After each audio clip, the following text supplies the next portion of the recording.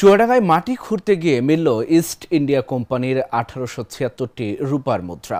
শনিবার সকালে চুয়াডাঙ্গার দামুড়হুদা উপজেলার কার্পাসডাঙ্গা বাজারে শহীদুল ইসলাম নামের এক ব্যক্তি দোকান নির্মাণের জন্য মাটি খোঁড়ার সময় একটি পাত্রের মধ্যে বিপুল পরিমাণ রূপার মুদ্রা খুঁজে পান। শহীদুল ইসলাম জানান, মাটি খোঁড়ার সময় হঠাৎ মাটির হাড়ির মতো কিছু একটা উঠে আসে।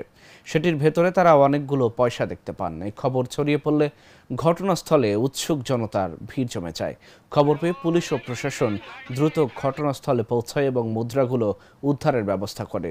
উদ্ধারকৃত মুদ্রাগুলো ব্রিটিশ আমলের, যা 1865 সাল থেকে 1908 সাল পর্যন্ত বিভিন্ন সময়ের।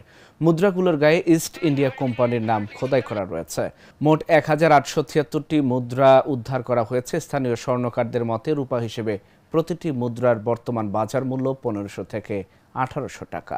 আজকে সকাল 8:00টার দিকে জনৈক শহীদুল পিতা দিলু মণ্ডল, গ্রাম কারপাসডাঙ্গা, সে বাড়ি করার জন্য মাটি খুঁড়তেছিল। মাটি করা অবস্থায় একটা